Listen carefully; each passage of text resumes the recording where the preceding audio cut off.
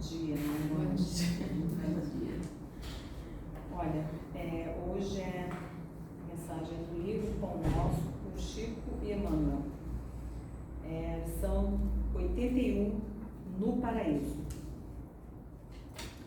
E respondeu-lhe Jesus: em verdade te digo que hoje estarás comigo no paraíso. Lucas, capítulo 23, versículo 43. À primeira vista, parece que Jesus se inclinou para o chamado bom ladrão através da simpatia particular.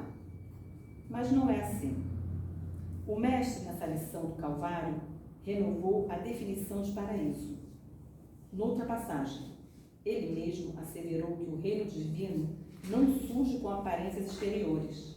Inicia-se desenvolvendo-se e consolida-se em resplendores eternos no hino do coração.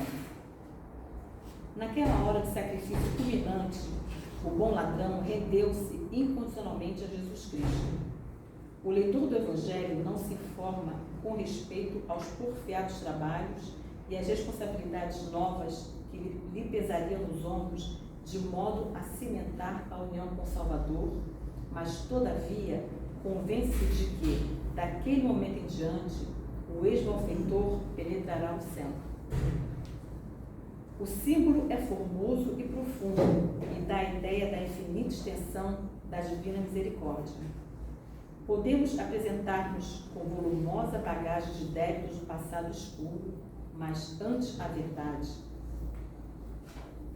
Passado escuro antes a verdade.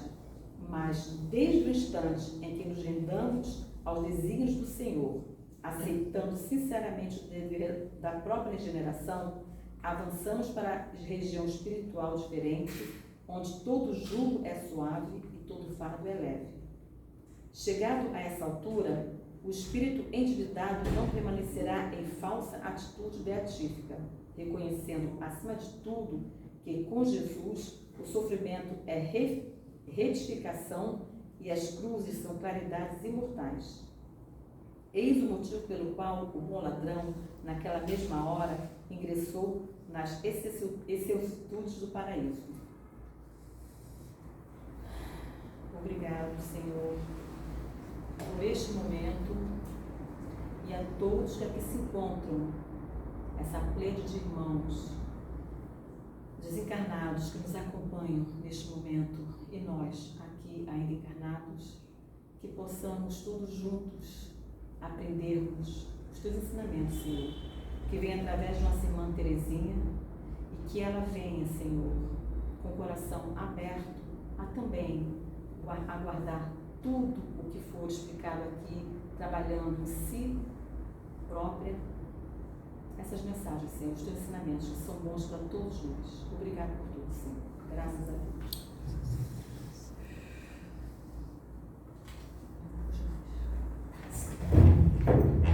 Que a paz de Jesus esteja com todos nós. É uma alegria enorme, né?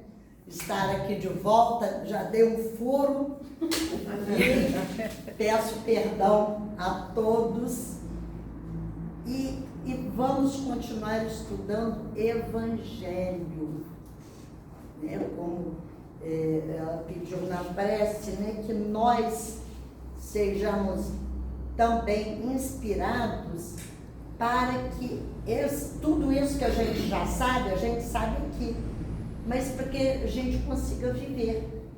Porque isso é que é o difícil. Eu gosto muito da música do Beto Guedes, que acho que é Setembro, né? Quando Setembro vier, a lição sabemos de cor, tá tudo aqui. Só nos resta aprender, só nos resta vivenciar. E essa página inicial de Emmanuel é interessante, que fala no paraíso.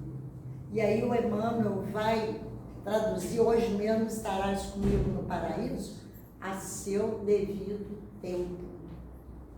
Mostrando que a doutrina espírita mostra que a evolução é gradativa. Por isso, repetimos as lições Evangelho, Livro dos Espíritos, Evangelho, Livro dos Espíritos, e vamos repetindo para ver se um dia assimilamos.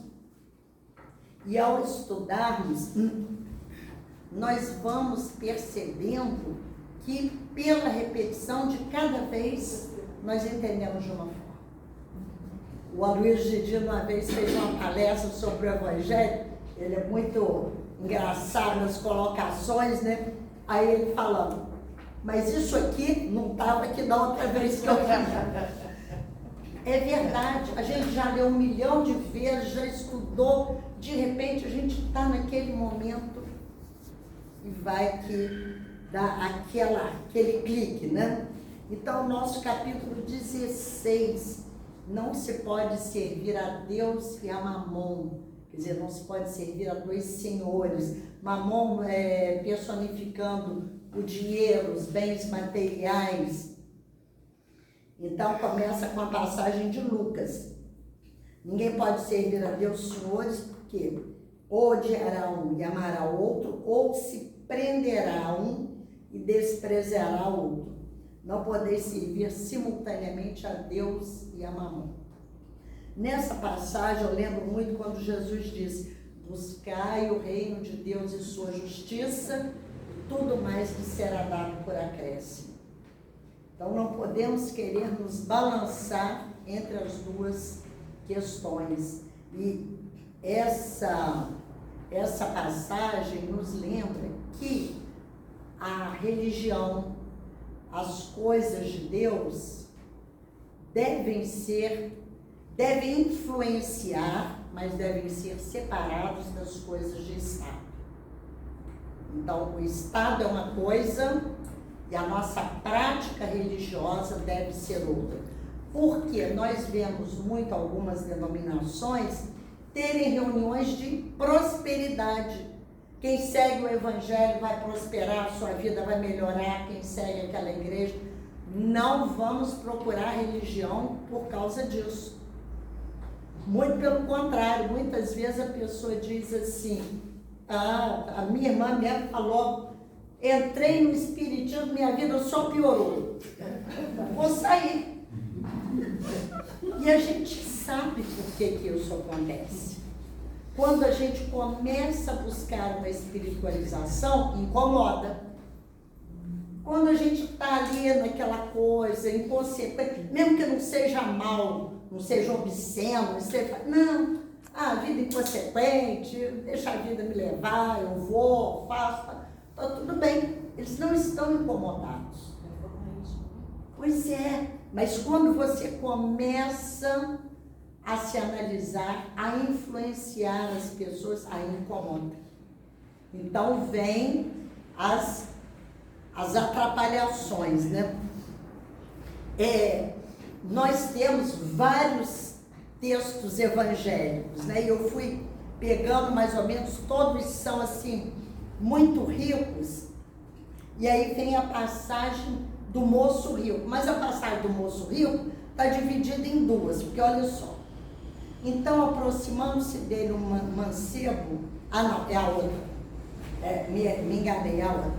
Aproximando-se dele um mancebo, disse, bom mestre, que bem devo fazer para adquirir a vida eterna? Primeiro, Jesus pergunta, por que me chamas bom? Bom só Deus o é. Mais uma colocação para mostrar a distinção da figura de Jesus e Deus. Quem quiser se aprofundar nesse assunto, está lá em Obras Póstumas. Inclusive foi em que Eurípides Barçanufo se baseou para estabelecer uma discussão pela imprensa com os católicos lá de Sacramento da Liga Católica, que Jesus, as palavras de Jesus, dos atos dele, as palavras dos apóstolos, tudo fazendo a distinção precisa entre Jesus e Deus. Aí ele vem dizer, bom só Deus, mas ele aceita o qualificativo de mestre. E nós vamos percebendo o quanto esses ensinamentos são profundos. Porque o Evangelho é o livro mais lindo da codificação. Todo mundo conhece o Evangelho. O Evangelho é fácil. Eu leio fácil, olha só, tal. Olha, grande engano isso, porque quando nós começamos a estudar, nós vimos, o livro dos Espíritos está aqui, o livro dos Médiuns está aqui, a Gênese, o céu, o inferno, muito mais. Então, a nossa ignorância faz muitas vezes com que achemos fácil aquilo que não sabemos. Igual quando a gente estuda, né? Às vezes o professor pergunta, alguma dúvida? Assim, mas eu ainda não sei nada, eu não posso nem ter dúvida. Primeiro eu tenho que elaborar alguma coisa para ter dúvida. E assim são os conhecimentos espirituais. E aí ele continua. Se queres entrar na vida, guarda os mandamentos. Aí ele pergunta, quais? Aí Jesus vai enunciar. Não matarás, não roubarás, não furtarás, não darás falso testemunho, honra teu pai e tua mãe, e aí, ama o teu próximo como a ti mesmo. E essa passagem aqui é de, Mateus, Lucas e Marcos, mas tem uma observação do Pastorino, em que em Marcos diz assim, para terem partilha a vida imanente. Aqui já não é para ganhar a vida eterna. Então, já é para... A vida eterna seria se transcender dessa vida, né? Ver que existe outra vida. Aí ele diz, mas eu tenho feito isso desde moço. É interessante que ele era um jovem. Então, desde moço, como quando era criança, né? Aí Jesus diz aquela famosa frase, né? Então, vai, vende tudo que tem e me segue. E aí diz que ele foi embora, muito triste, porque tinha muitos bens. E aí conclui, aquela famosa passagem também, é mais fácil um camelo passar pelo fundo de uma agulha do que um rico entrar no reino dos céus. Eu usei muito, até um livro que eu recomendo, essas parábolas de Jesus segundo a doutrina espírita, da Dharma Lúcia. Ela é bem interessante porque ela faz assim uma abordagem bem ampla das passagens do Evangelho, das parábolas. 39. Então, a parábola do moço rico, ela descreve a parábola, fala do sentido, que aqui no Evangelho tem a nota, né? Dizendo que camelo e cabo usava-se a mesma expressão.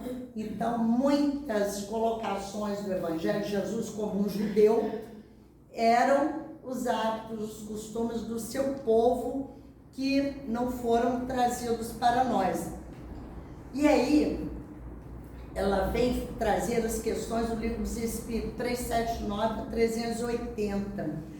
Vem dizer que muitas vezes a gente, colocado no mundo, em alta posição social, ter autoridade sobre muitos, fica difícil buscar a vida espiritual e praticar essa vida espiritual em sua plenitude, sendo que isso não é impossível.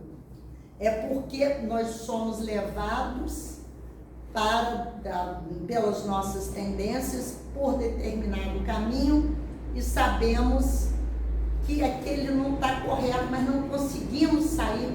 É complicado, só mesmo quem é posto nessa posição para saber o dilema que passa. Aí nós vamos em Paulo de Tarso, antes da sua vida missionária ali no início. O bem que eu quero eu não faço, o mal que eu não quero, esse eu ainda faço. Então isso somos nós. E aí, também, ele cita aqui o Obras Póstumas, estudo sobre a natureza do Cristo, e também nós vemos no Livro dos Espíritos a prova da riqueza e da miséria, que vamos ver nas outras questões, né? O Pastorino fala uma coisa interessante, que ele diz que tem a pobreza efetiva e tem a pobreza afetiva. Às vezes tem até uma frase famosa, diz assim, ele era tão pobre, que a única coisa que ele tinha era dinheiro. Então, a pobreza material ele tinha, mas a afetiva ele não tinha. Então, essa dubiedade nossa ainda faz parte da nossa evolução. Por isso, a lembrança, e Kardec pôs lá a questão 919A no Livro dos Espíritos, tu conheces-te a ti mesmo. A cada dia, a cada noite, fazermos esse exame de consciência e refletirmos. Por que eu agi assim? Fulano falou aquilo comigo, por que me tocou tanto? O que tem em mim que ainda se deixa abalar por aquilo? Porque a gente tem o costume de fazer. Ela me desequilibra, não pode? Eu estou muito bem, eu sou maravilhosa, chego perto daquela pessoa, me sinto mal. Aí a gente pensa, mas por quê? Será que é problema da pessoa ou será que é problema meu? Às vezes a pessoa não está nem aí, nem sabe do que se trata, nem se incomoda com a gente. Mas é alguma coisa em nós.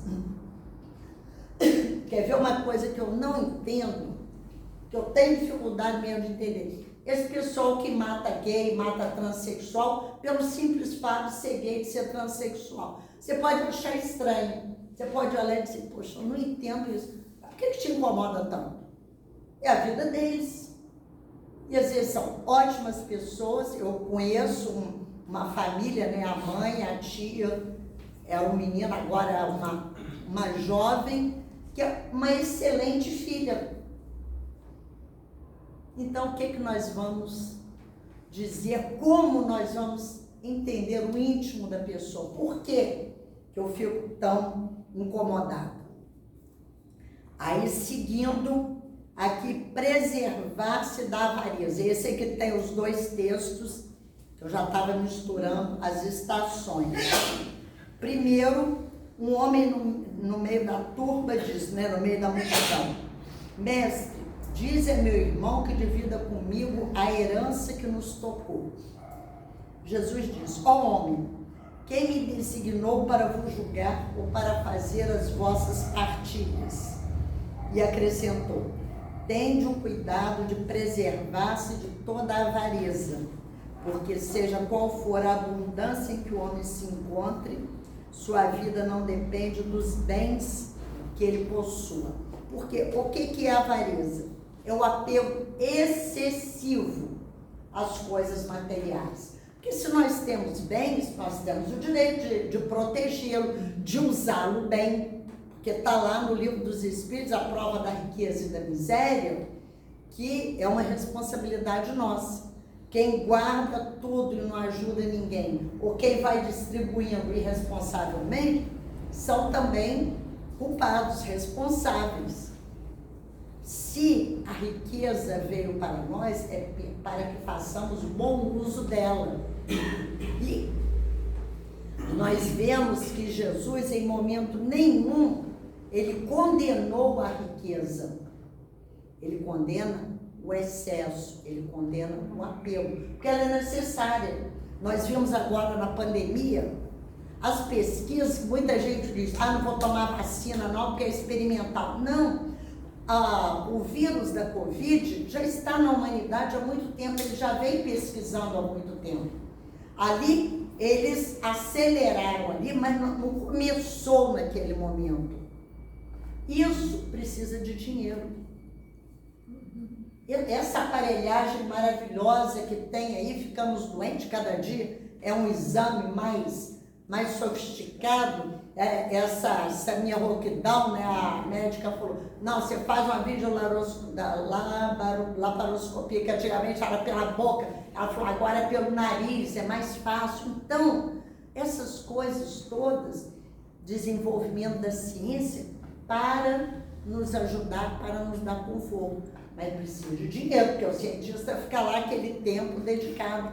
As universidades, que tanta pesquisa tem feito, apesar da desvalorização, mas são atuantes em tudo, a causa para ajudar. Nós sabemos que a verdadeira caridade é a moral, mas como disse o Betinho quando lançou a campanha contra a fome, ele é um socialista, que era contra a esmola, disse, mas não é uma incoerência você fazer essa campanha? Ele disse, barriga vazia não tem ideologia. quer comer. Aí, alimentado, cuidado, seguro, aí você vai discutir. Mas é outra questão. E aqui também, a Dharma Lúcia também vai falar, não, primeiro vamos falar da parábola, né? Esse livro enorme, eu vou dizer para vocês por quê, porque eu carregava sempre o Dalak. Eu gosto muito da Dalak, que tem traduções e notas do Herculano Pires. Mas o que acontece? Eles usam algumas palavras que não são de acordo, tem erros, que obras póstumas também, que eu comparo os dois, tem momentos que a frase fica truncada, e aí um dia uma pessoa reclamou, mas está muito diferente. Eu falei, então deixa eu levar o da FEB mesmo, que... Aí, agora, a parábola do rico insensato, né, ou do mau rico. Disse-lhe a seguir esta parábola, quer dizer, já deu a lição do desapego, mostrando, inclusive, a diferença. O juiz vai decidir essa questão. Não é uma questão de fé, não é uma questão... Não, vai ser resolvida legalmente. É claro que a fé, quando eu tenho, por exemplo, um processo, não, eu sei que vai dar certo, aí me dá forças para encontrar um recurso, inspiração para seguir adiante. Mas só ficar sentado, eu acredito que vai dar certo, não vai resolver nada.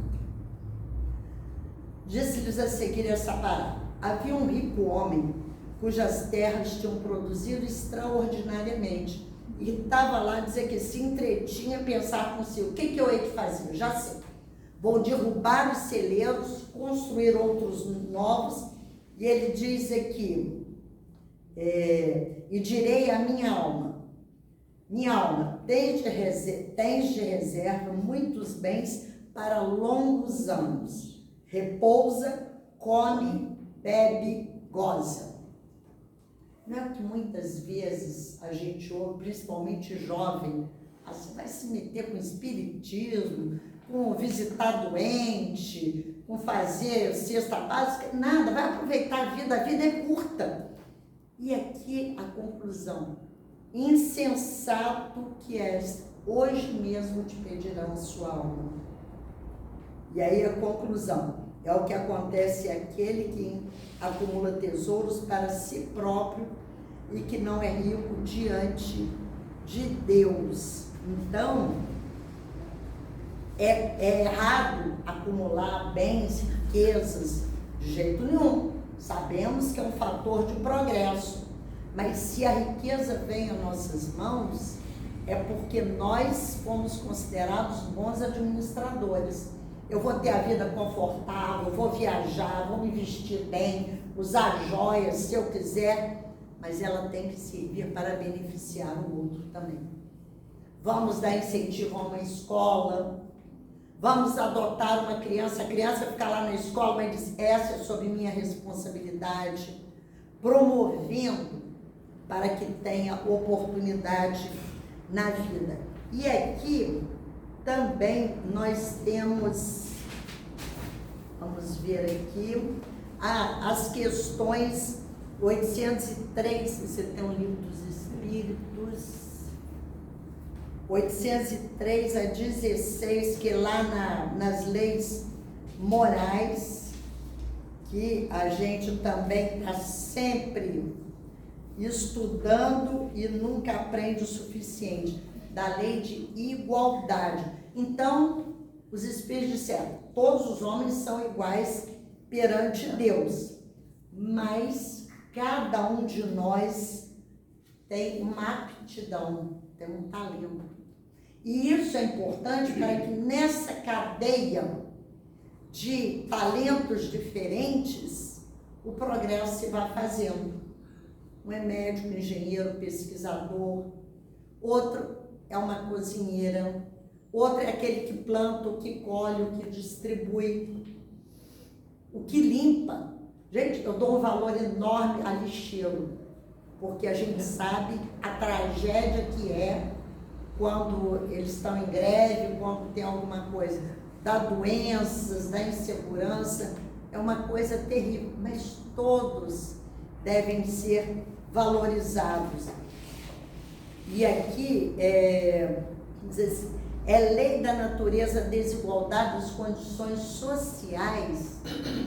Foi Deus que fez, né? Por que Deus fez ele? Naquela condição miserável, eu fui bem nascido, tive estudo, Não, é a lei dos homens.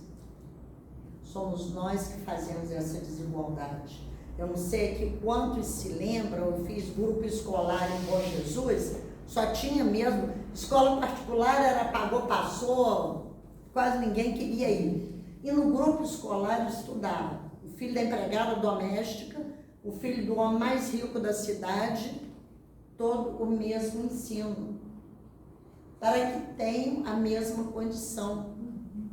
Então, somos nós que fazemos, né?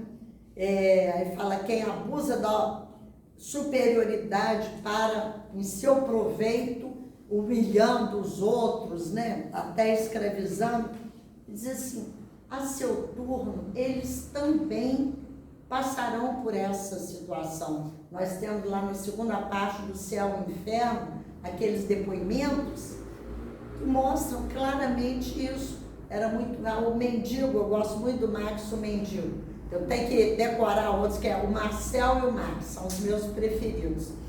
Ele era um mendigo ali na localidade, uma pessoa boa, mas aí ele vai contar a história, um sonho, né, depois para a moça. Ele tinha sido um príncipe muito rico e um déspota. Achava que os empregados tinham que sentir prazer em servir, ele era animal de carga mesmo. Aí foi a última prova da humildade que ele pediu para vir naquela região onde ele tinha sido príncipe. Aí vem falar da desigualdade das riquezas. É necessário que a riqueza cada um a tenha a seu tempo. E os espíritos dizem que é talvez uma prova mais perigosa do que a pobreza, que aí gera, né, aquele poder, né? Eu sou rica, inteligente, poderosa, posso tudo, aí eu te humilho, eu fico insensível. Mas nós temos visto pessoas de dinheiro ajudando, promovendo localidades, muitas vezes não dão dinheiro, mas vão para uma região, começa a dar curso profissionalizante, lazer para as crianças ali, para tirar da rua. Essa é a maior caridade. O dinheiro vai acabar, mesmo que seja necessário em algum momento, mas é para promover o ser humano. A questão 132 do Livro dos Espíritos, qual o objetivo da encarnação dos Espíritos? Chegar à perfeição. Senão a gente ficava eternamente no mundo espiritual. Mas aqui nos nossos atritos diários, que é a pessoa que me incomoda, que é a situação que me incomoda, ali é que eu vou me dobrando, né? Aqui fala qual das duas provas é mais perigosa, diz assim, estando rico, sujeito a maiores tentações, também não dispõe, por outro lado, de mais meios de fazer o bem, nem sempre faz, porque com a riqueza suas necessidades aumentam.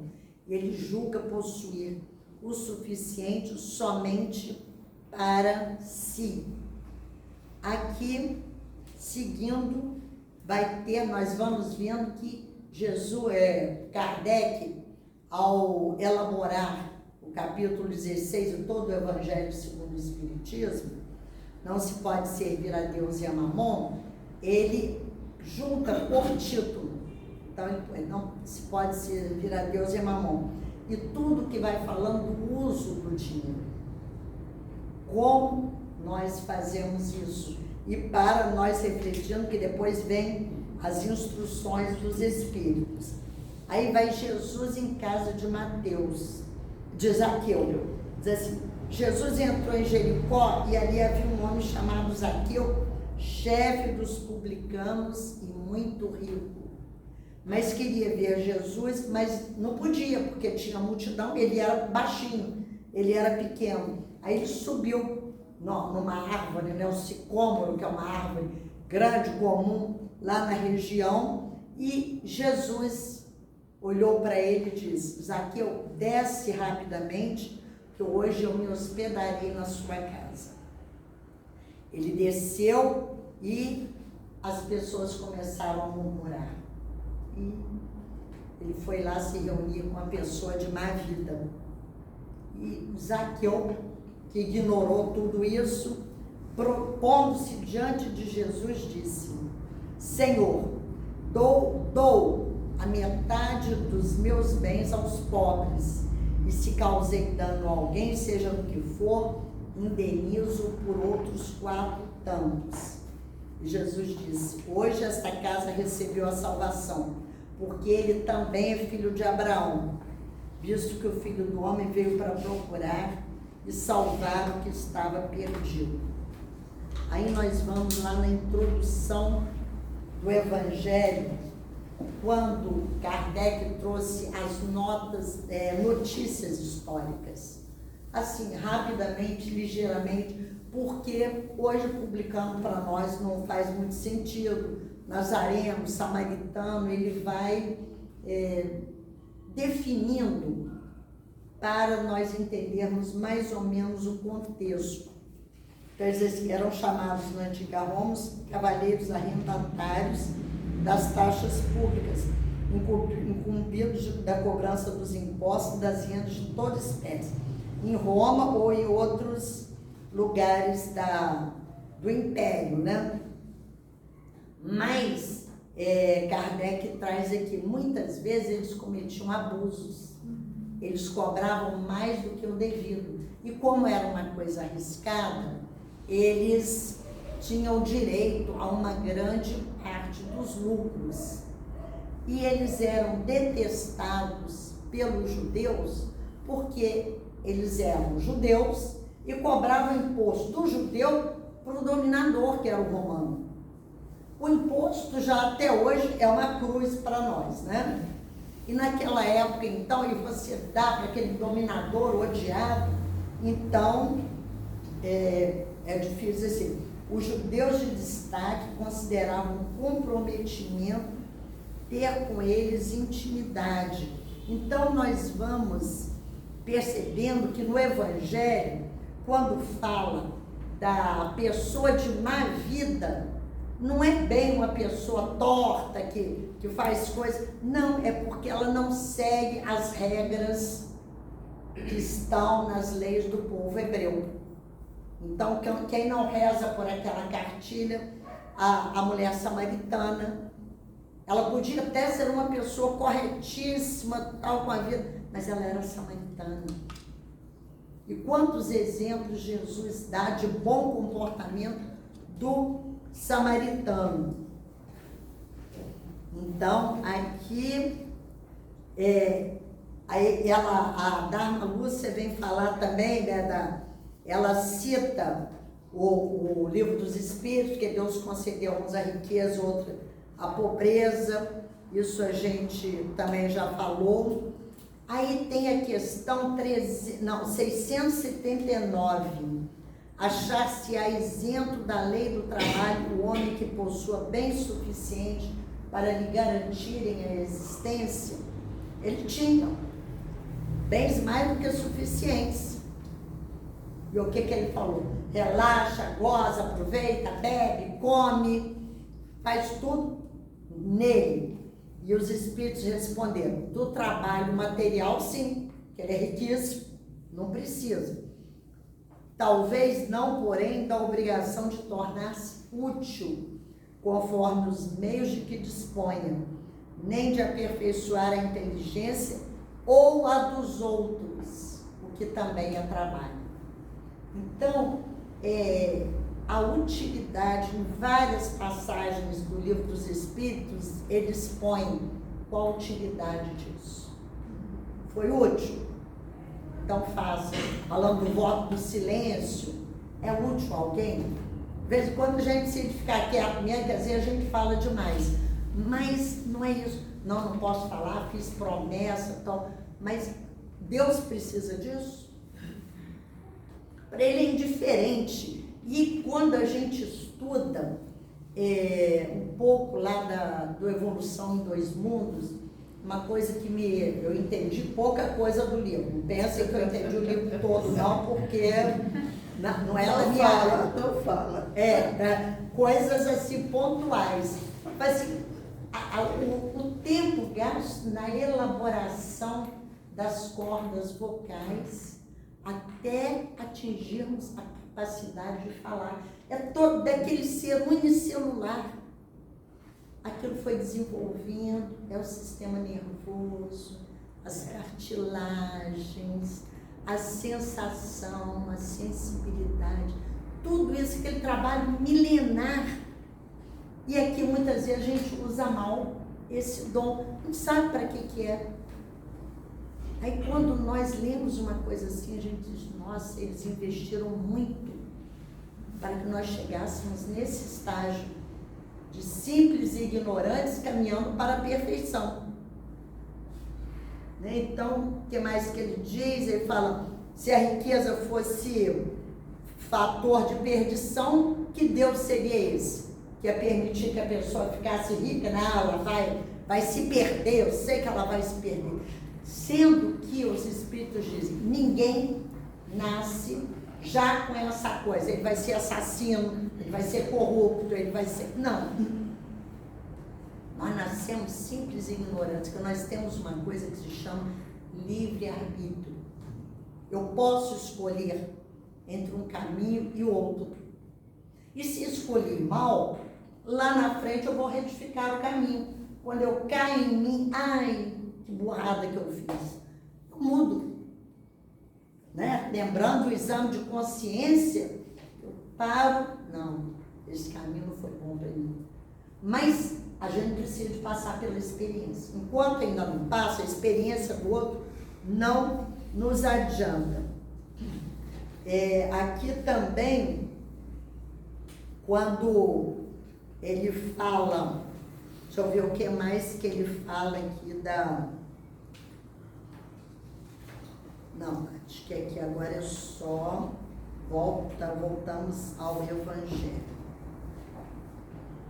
Agora, a parábola do mau rio. Tudo isso que a gente vem dizendo serve da parábola do mau rio, que já está tudo enquadrado.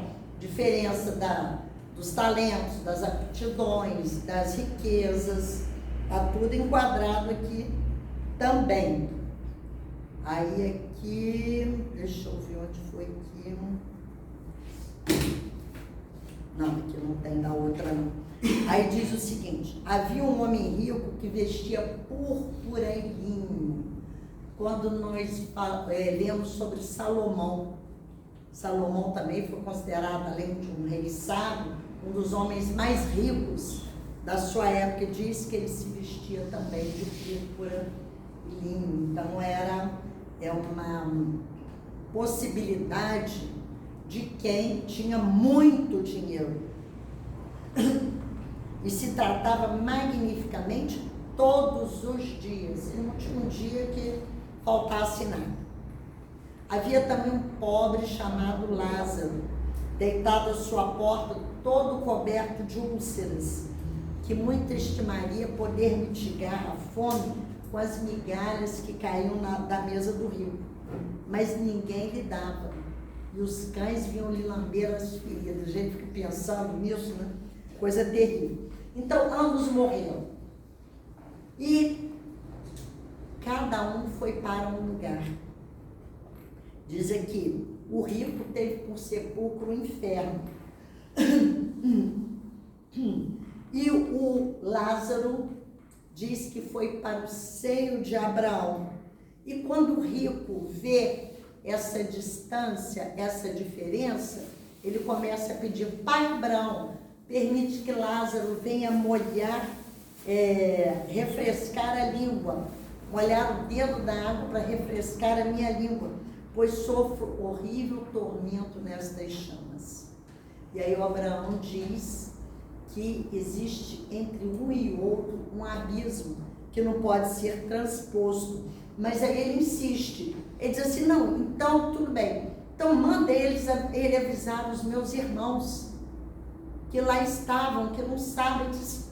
Mas eles têm Moisés e os profetas. O Antigo Testamento já fala dessas questões, que os ouçam.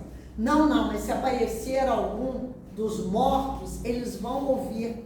Eles não ouvem de jeito nenhum. E isso a gente sabe. Tem Kardec fala disso também no que é o Espiritismo.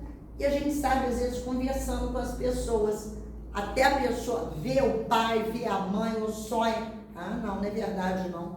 A pessoa lá, agora não se fala. Tem o protestante tradicional, mas agora é o evangélico, né? Que é a maioria. Não, isso é coisa do demônio, isso não existe, não vi, não.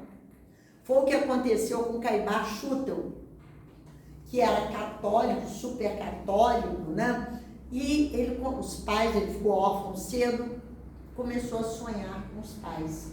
Aí foi falar com o padre, deixa disso, isso é coisa do demônio. Só que ele, uma pessoa inteligente, racional, ele começou a falar, não, meu pai e minha mãe não tem nada de demônio, o que eles estão me falando não tem nada. Aí ele ganhou um Reformador, a revista Reformador, leu uma coisa que me intriga em Caibá Schutel. Isso aconteceu em 1904.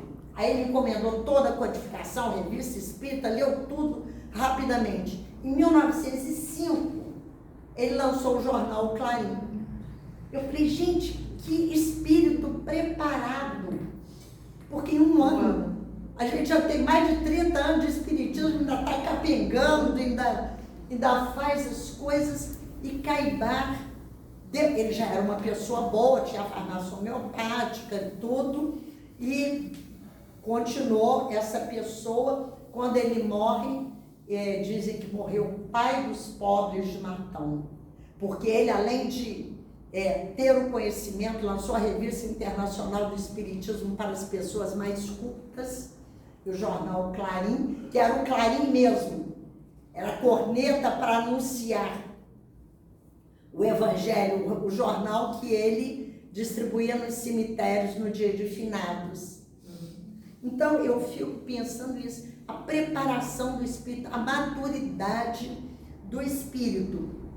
Mas aí, voltando ao seio de Abraão, né, o rico e o Lázaro. Então, o seio de Abraão seria o reino de Deus, que os judeus tanto procuravam, né, aquele lugar que eles seriam felizes e estariam bem. Se reuniram a seus pais, porque Abraão era o pai da raça. Os patriarcas, né? Abraão, Isaac e Jacó. Então, Abraão foi o primeiro, saiu lá de Ur, na Caldeia, para achar a terra prometida. Também diz aqui, essa distância intransponível, como diz, aquele abismo entre os dois, um está no inferno e o outro está no seio de Abraão. Nós vemos que isso é a diferença vibratória de ambos. E não quer dizer porque o Lázaro era pobre, tinha as chagas, que ele era mais evoluído. É porque ele passou nessa vida com resignação, podia não entender muito aquilo ali, mas aceitava. Então, por isso, ele estava numa situação espiritual bem superior. E a diferença vibratória não permite. Nós sabemos por nós, existem lugares que a gente chega, você diz, não sei porquê. Às vezes tudo bonito, todo mundo bonito, alegre, simpático, mas você não está se sentindo bem. Outros, você entra, quando entra aqui na casa, entra aqui, você já sente esse ambiente que a gente já vai se cruzando nessa ambiência, absorvendo, para aos poucos irmos nos melhorando. E é interessante que essa passagem prova também essa possibilidade da comunicação entre os mortos e os vivos.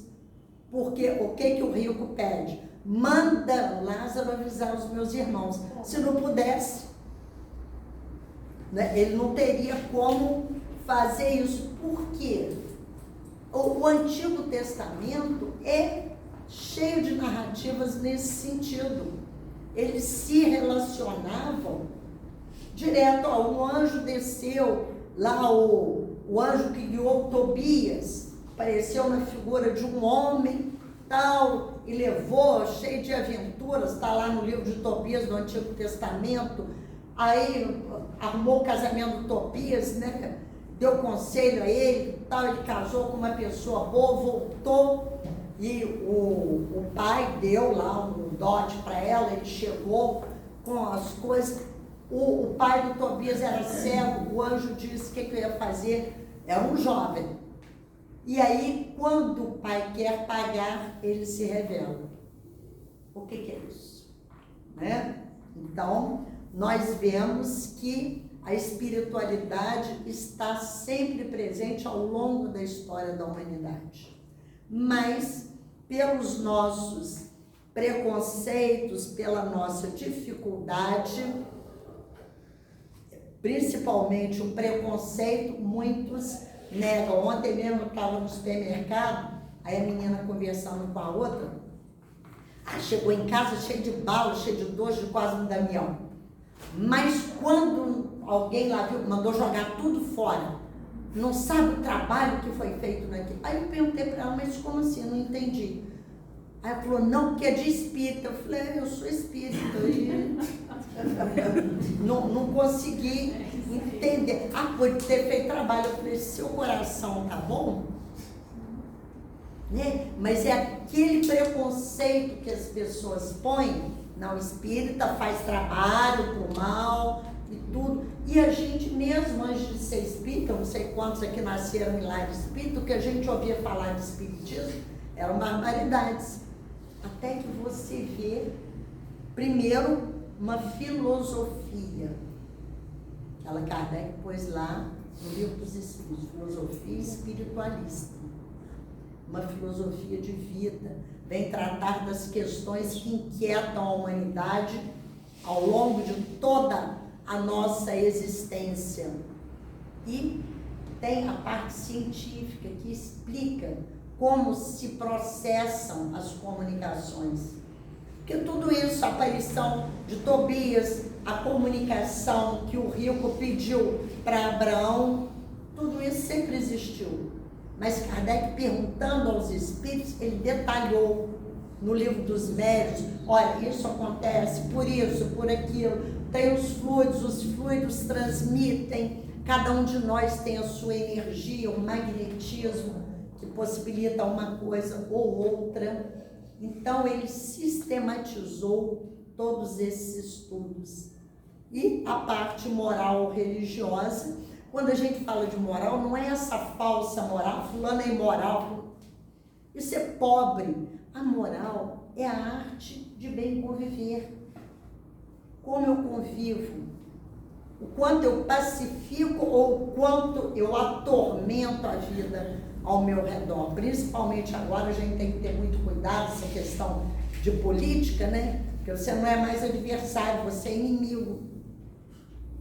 E se nós somos cristãos, nós não podemos ter inimigos. Quem não gosta da gente é problema dele. Mas nós é que não podemos dizer, detesto fulano. E não gosto nem de ver essa pessoa. Então, tem alguma coisa de errada comigo, né? Aqui também vamos ver, a Dharma vem falar também do rico e do Lázaro. Ela fala, descreve bastante sobre a púrpura, que lá na Babilônia, que tinha muito comércio, né? A maioria dos povos antigos vivia no comércio, né? Então, esses tecidos ricos, diz assim, havia também no templo grandes reservas de tecido de púrpura escarlate para as cortinas. Então, era tudo muito suntuoso. Naquela concepção daquele Deus como um rei muito poderoso, que precisa de um palácio muito bem montado, muito rico, pela sua grandeza. E uma das informações que os Espíritos vieram nos trazer do Livro dos Espíritos, que é Deus, a inteligência suprema, causa primária ou primeira de todas as coisas. Ele não precisa disso. Ele não precisa daquele nosso sacrifício. Eu adoro pão, vou ficar sem comer pão uma semana em benefício de alguma coisa. Benefício que traz isso. Agora, eu vou dizer assim, eu vou ser menos orgulhosa. Olha, fulano sempre me incomoda, porque ela chega e diz os meus defeitos e eu fico uma fera. Eu vou me controlar. Vou ser menos egoísta. Isso é difícil. Tanto a questão do conhece-te a ti mesmo é difícil por causa disso. É difícil a gente reconhecer aquilo que ainda falta melhorar em nós. Mas a gente só melhora se reconhecer. Paciência, né? Quando a coisa começa a degringolar, eu falo para os espíritos. Vocês sabem que a minha paciência não é muita, não testa não, porque a gente sabe o ponto fraco de cada um de nós. Então a gente tem que ir se melhorando, né? Aqui fala da prova, a questão 913 é muito boa. Dentre os vícios, qual se pode considerar mais radical?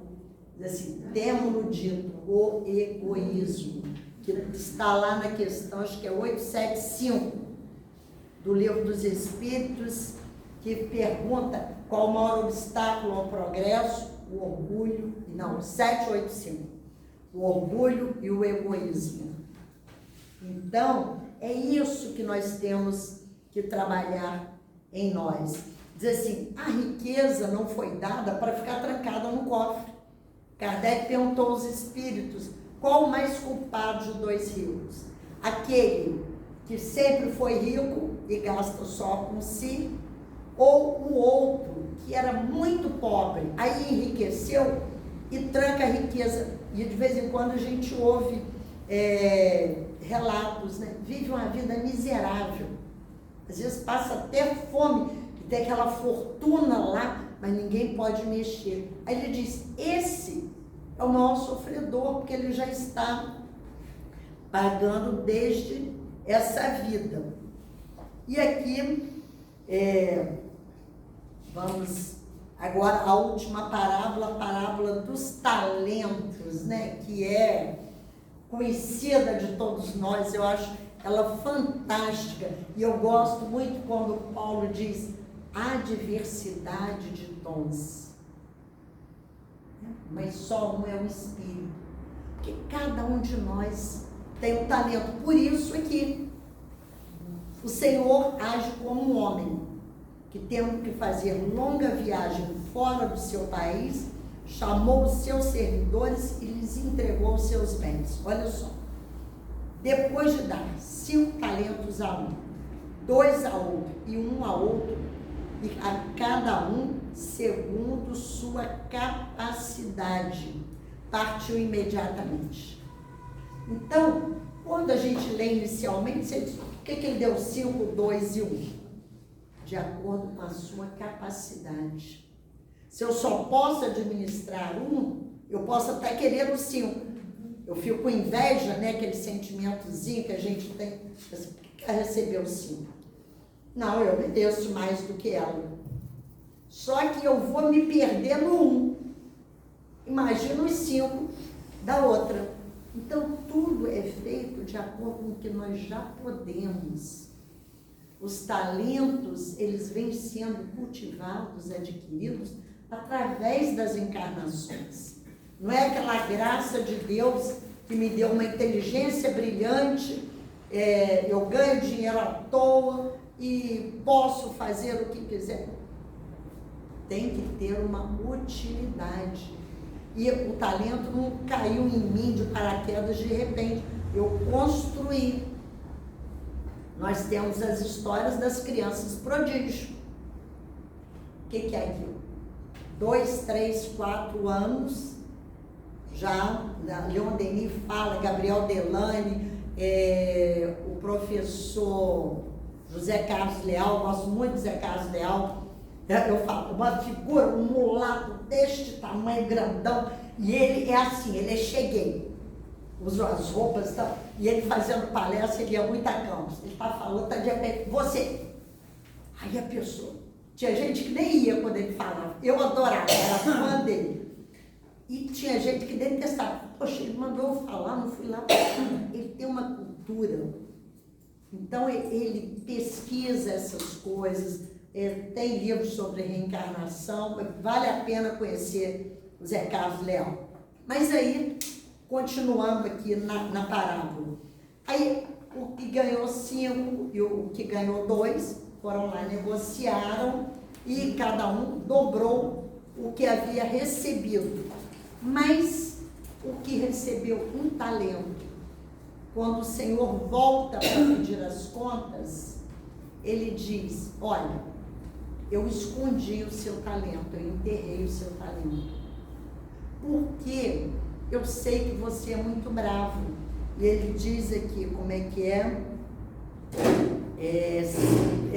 colhes onde não. Ceifas onde não semeastes e colhe onde nada puseste. Então ele está recriminando o dono do dinheiro, né? Diz assim, eu sei que você exige mais do que dá, então eu escondi o seu talento. Aí o que o Senhor faz? Os outros 2, ele diz que eles terão administração de mais coisas, porque foram fiéis, renderam. Ele diz para ele, você podia ter posto no banco, vai lá na poupança, ia render uma merrecazinha, mas ia ter algum rendimento. E ele diz, olha só, não, servidor mau e preguiçoso. Mau e preguiçoso. Não quis arriscar, não quis trabalhar, não quis ir à luta na vida, que é para isso que a gente está aqui. Temos aqui no Livro dos Espíritos, terceira parte, lei do trabalho. O trabalho é um motivo de progresso. E Allan Kardec pondo essas leis morais numa época em que não era bem gente fina trabalhar, né?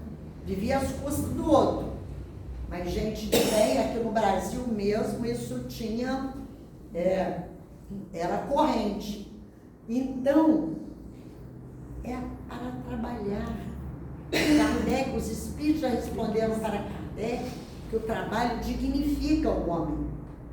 Nós estamos aqui para progredir, vamos progredir pelo trabalho. Quantas vezes o nosso trabalho aparece uma coisa assim, diz assim, meu Deus, eu nunca vi isso, o que é que eu vou fazer? Aí você pergunta para um, pergunta para o outro, lê, eu cresci. Eu já não sou a mesma de quando comecei a fazer o trabalho. Então vamos aceitar os desafios. E aí o Senhor conclui, tirem, pois, o talento que está com ele e deem ao que tem 10 talentos, porque dar-se-á a todos os que já têm e esses ficarão acumulados de bens. Quanto àqueles que nada têm, tirar-se-lhe-á, mesmo que pareça ter. E seja esse servidor inútil lançado nas trevas exteriores, onde haverá prantos e ranger de dentes. Eu acho muito interessante, a Fátima gosta de usar a tradução do Moledo, que é mais simples, né? Eu tenho no Moledo também, mas, não, do Evangelho não tem não, tem no Livro dos Espíritos. Esse tirar-se-lhe-á, quem é que fala tirar-se-lhe-á hoje em dia, né? Tem hora que você enrola a língua em certas palavras que não tem necessidade de pôr. A nossa linguagem hoje é mais coloquial. Mas esse fim dessa parábola também sempre me intrigou. Mas que história é essa?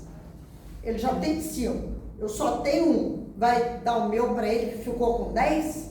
Que rendeu? Mas aí nós vamos entendendo com o Espiritismo. À medida que trabalhamos, à medida que desenvolvemos os nossos talentos, nós vamos adquirindo novos. Nós vamos sendo merecedores da confiança da espiritualidade. Outra coisa que me deixava assim bem estranha, com muito estranhamento, era essa coisa de você vai trabalhar, mas servir. é mais importante. O seu trabalho significa o serviço ao outro. A gente custa para entender muita coisa. E à medida que vamos nos mostrando dignos, novas tarefas nos serão dadas. Há muitos anos atrás, o pessoal do Leon Denis falou isso, que está na obra do André Luiz também, acho que num dos livros da série A Vida no Mundo Espiritual. Diz assim, você depois de 10 anos numa tarefa, você mostrou que você é digna dali, então serão dadas novas funções. Gente, 10 anos, quando eles falaram isso, tem muitos anos, aí a gente vê que é verdade. Porque 10 anos ali, a gente já aprende a nuance, aprende a conviver. Porque nós fizemos lá no Lar de Teresa, acho que a partir de junho ou julho, uma série de palestras falando sobre a pacificação da convivência na casa espírita. Como reforçar, melhorar esses relacionamentos e resolvermos as nossas pendências, e assim nós vamos crescendo. Porque o objetivo de estarmos no trabalho primeiro por nós mesmos. Nós precisamos de nos melhorar. E depois, pela causa e pela casa. Então não tem que ficar melindrado, assim, a Vera não me olhou bem, eu acho que eu não venho mais nessa reunião, não. Nada, ela nem viu, não está nem aí, e o problema é meu, sou eu que preciso. Então, é a gente valorizar o que merece ser valorizado e entender que todos nós procuramos fazer o melhor. Nos equivocamos, que somos imperfeitos, mas procuramos fazer o melhor. Gente, agradeço muito o estar aqui novamente, que nós continuemos a parar as nossas arestas e crescer juntos. Muita paz.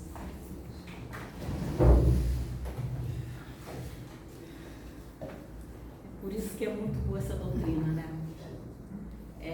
A gente está sempre se olhando, ou melhor, sendo obrigada a se olhar.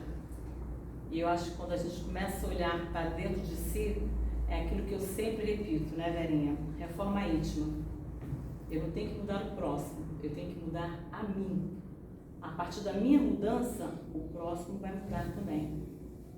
E agradecemos a essa espiritualidade, a todos os que aqui estão presentes, desencarnados, que estão aprendendo conosco. Só que eles têm uma visão muito mais ampla do mundo espiritual e sabem que pode fazer muito mais. Mas nós também, aqui, se a gente parar e olhar para trás, das nossas vidas, e começarmos a pensar no que nós já fizemos e que achávamos que não teríamos nunca capacidade de fazer, você olhar hoje, o que nós já concretizamos, o cara aí confia muito na gente, né? E se ele confia, por que a gente tem tanto medo ainda?